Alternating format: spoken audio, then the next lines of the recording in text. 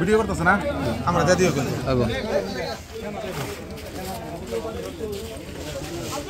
জিন্দাবাদ জিন্দাবাদ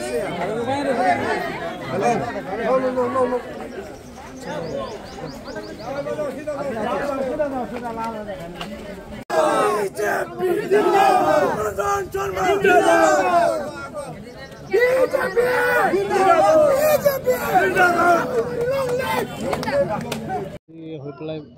ভালেই লাগিছে কিন্তু আজি চিঙিমাৰী গাঁও পঞ্চায়তত 10জন ৱাৰ্ড সদস্য ইয়াত উপস্থিত আছিলে তাত 10জনে মোক ছাপোৰ্ট কৰিছে তাৰ কাৰণে সকলো মেম্বাৰক মই ধন্যবাদ জনাইছোঁ উপসভাপতি পদক মেৰিনা আহমেদক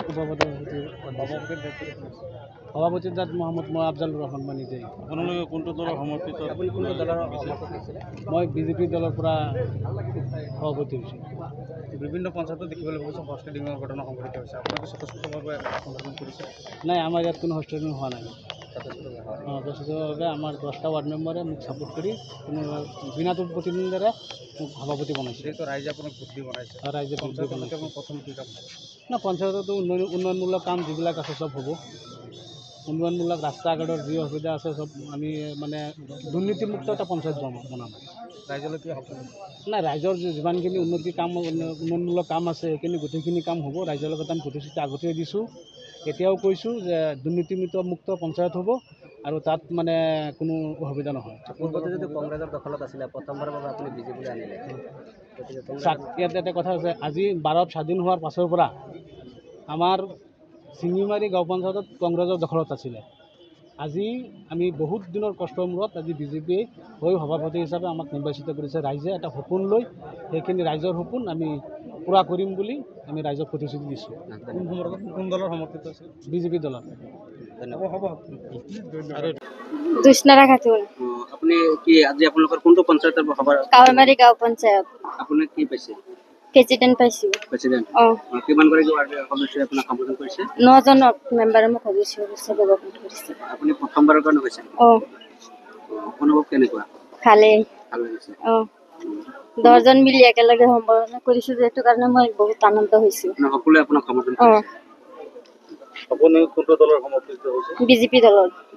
সমৰ্থন আপোনাৰ নামটো কি বুলি ক'লে দুষ্ণাৰা খাতুন আৰু ভাইচ প্ৰেচিডেণ্ট কাক দিলে সবিনা খাতুন সবিনা বিজেপিৰ দখলত আহিছে কি ক'ব হয় ইয়া আমাৰ বাবে এক সুখৰ খবৰ আৰু এক আনন্দদায়ক পৰিৱেশ যে কংগ্ৰেছৰ যি ইয়াত গুণ্ডাৰাজ আছিলে যি অপশাসন আছিলে সেই অপশাসন উফৰাই আমি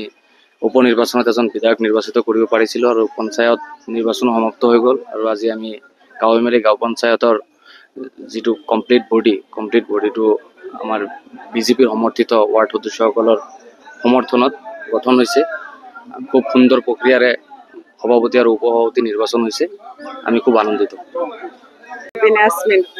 আপোনালোকৰ আজি কোনখন পঞ্চায়ত গঠন কৰিলে কাৱৈমাৰী গাঁও পঞ্চায়ত কাৱৈমাৰী আপুনি কিহত প্ৰতিষ্ঠিত হৈছে ভাইচ প্ৰেচিডেণ্ট এবাৰ কি আপুনি প্ৰথমবাৰৰ কাৰণে ৰাজনীতি সোমাইছে